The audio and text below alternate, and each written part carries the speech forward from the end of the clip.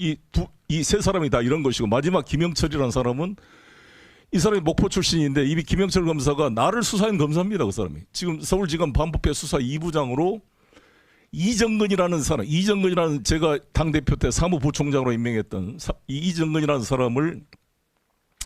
사람이 박우식이라는 사채업자하고 10억 간의 채권 채무관계 거래를 했다는 거예요. 그래 거래를 했는데 그걸 쭉 변제를 했답니다. 근데 계속 이자를 많이 달라 그러니까 그 이자 때문에 지금 일부 변제 중에 서로 분쟁이 발생했다가 고소고발이 돼가지고 이게 형사사건이 된 겁니다. 제가 그때 당대표 때 이정근 사무부총장 불러서 물어봤어요. 왜 이런 채권 채무 관계가 언론에 지역 언론에 보도가 되는가. 당신 서초동에 집도 있다는데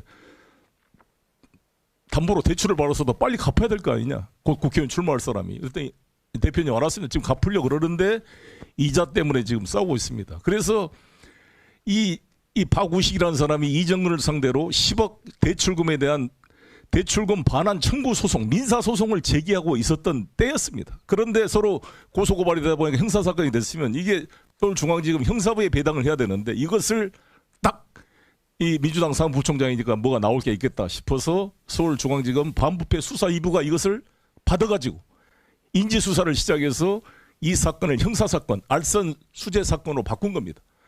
알선 수재 사건을 바꿔서 이 10억이라는 박우식이 준 이정근의 돈이 노영민, 박영선, 송영길 이런 민주당 거물 인사들한테 돈이 건네졌을 것이다라는 추측성 언론 보도가 나오기 시작했고 이걸 가지고 우리를 수사하려고 해봤더니 하나도 안 나와서 전부 다 그게 무죄가 됐어요. 근데 그냥 알선 수재로 됐는데 이 과정에서 3만 개나 되는 녹취 파일을 지금 이미 제출했다고 검찰은 주장하고 있는데 저희는 이게 뭔가 별건 수사로 주장하고 있습니다. 이 3만 개 녹음 파일을 뒤져가지고 소위 말한 돈봉투 사건이 시작된 겁니다. 이 돈봉투 사건이라는 것은 여러분 아시다시피 제가 강조하는 검찰청법 4조 1항을 지난번에 1922년 5월 3일 날 박병석 국회의장 때 본회의에 통과된 법안입니다. 검수완박, 검찰의 수사권에 완전한 박탈을 의미하는. 그래서 이전에 검찰이 직접 수사 대상을 6가지로 한정했잖아요. 경제, 부패, 공직자, 선거, 그다음에 대형 참사, 방위산업. 이 6개만 검사가 직접 수사할 수 있고 나머지는 사법경찰관이 수사해서 송치받은 것만 해라. 그래서 수사와 기소를 분리하고자 해서 이게 검찰의 직접 수사권을 6개로 제한했던 것입니다. 그런데 이것이 이 한동훈이 이제 법무장관이 돼서 시행령을 고쳐가지고 이 6개 범죄 중에 그것도 줄이자 그래서 줄였던 게 이제 2개만 경제 부패만 하고 나머지 4개는 삭제를 했는데 이 한동훈 장관이 등자를 확대 해석해서 여기다가 선거범죄, 공직선거법과 이 정당법을 시행령에 집어넣은 겁니다. 그리고 지금 이재명 대표가 말한 위증교사도 위증죄도 사법절차 방해죄로 시행령에 집어넣어가지고 검사가 직접 수사를 하게 된 거예요. 그래서 이것은 이 헌법에 위반된 시행령이다 이렇게 주장하고 있고 지금 조국혁신당도 지금 한동훈 특검법 5개 사유 중에 하나로 이 시행령을 위반한 모법을 위반한 헌법의 75조 위임위법 한계를 일탈한 위헌적인 법령을 만든 것을 이제 부당한 행위로 보고 지금 특검 사유 5가지 중에 하나로 집어넣는 것입니다. 그래서 이것도 이번에 김영철에 들어갔어요. 김영철이 이 문제도 그리고 김영철이 장시호하고 그런 유착 관계를 통해 뭐 장시호와 무슨 개인 사적 관계에서 말하지 않겠습니다만 어찌됐건 이 태블릿 PC 2번 태블릿 PC를 조작해서 지금 최소원이를 것이라고 지금 했다는 거 아니에요? 이제 변희재 씨가 일관되게 주장한 게 제가 봐도 합리적 이유가 있는 게 아니 최소원이라는 아주머니는 큰맹인데 태블릿 PC를 다룰 줄도 몰라요. 큰맹인 사람을 왜 장시호가 갑자기 유럽에 있는 최순실한테 이거를 자기가 가지라고 줬다고 그래서 갑자기 태블릿 PC를 가지고 와서 그거를 JTBC 기자한테 주고 L자형 잠금 장치도 풀고 그 이후에 문서들이 들어가고 아무튼 여러 가지 문제가 발생을 해서 일관되게 이것은 당시 이 한동훈 현대고등학교 직계 후배인 이 장시호와 이 한동훈 간의 유착관계.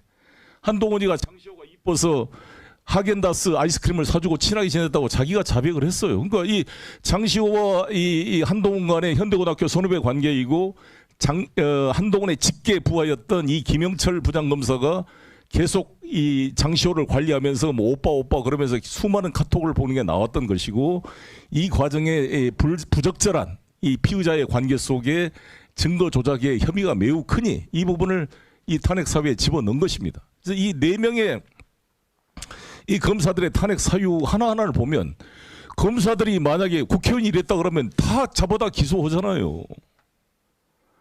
이 송영길이 진짜 지금 재판을 받고 있지만 내가 재판장 앞에서 그랬어요. 그 검사들하고 이제 경북 영천 경찰서장 출신 우리 지역위원장 한 사람이 이제 증인으로 불러왔어요. 그 사람이 100만 원을 강력으로부터 전당대회 때 받았다는 걸로 이제 불려 나왔는데 제가 하도 화가 나서 제가 반대 신문 때 그랬습니다. 아니 우리 증인 경찰서장 하셨죠? 했습니다. 특활비 받아본 적 있습니까? 업무 추진 말고 없습니다. 아니 여기 계신 검찰들 말 이원석 검찰총장은 100만 원 특활비를 돈복토로 받은 사람입니다. 아시죠? 특활비 돈복토를 할 때 그 100만 원 특활비 돈복토를 받은 사람이 지금 이원석 검찰총장입니다. 아니 특활비 국가 예산을 가지고 돈복토로 나눠 가지고 무슨 소고기 파티하고 영수증 휘발됐다 그러고 제출도 안 한 이런 검사들이 지금 전당대회 때 있었던 일 가지고 무슨 대역 범죄를 저는 것처럼 공판장에 7, 8명의 검사가 하루 종일 앉아가지고 이 송영길 죽이려고 지금 공판을 하고 있어요. 국가 예산이 월급이 아깝습니다. 이 고급 인력들이 정말 이 서민들을 울리는 사기범을 찾고 이 구조적인 거악을 수사해야 될 이 수사 인력을 이렇게 낭비해서 되는 것인가 이런 생각을 하게 되는 거죠. 그래서 저는 이제 이러한 이 검찰에 대한 탄핵 소추는 아니 헌법이 보장된 이 입법의 견제 장치 아닙니까? 자기들은 거부권을 마음대로 지금 남용하고 있는 거예요. 대통령이 거부권을 남용하고 있는데 그거에 대해서는 말 한마디 못하고 이원석 총장이 오늘 뉴스를 보니까 국회의원들이 4명의 검사를 탄핵한 것은 일종의 권한 남용과 뭐 명예훼손죄 여부가 해당되지를 검토하겠다 이런 발표까지 했습니다. 정말 이 아나무인 당랑 거철도 아니고 어떻게 일개 행정기관의 장이 입법부를 상대로 이렇게 오만하게 말할 수 있습니까? 이 대한민국 헌정 질서가 이게 무너지는 거 아닙니까? 지금? 어떤 공무원이 국회에 이런 의견을 가지고 국회의원을 수사하겠다고 이런 가당치 않는 정말 이 깡패공화국도 아니고 이런 생각이 드는 거죠.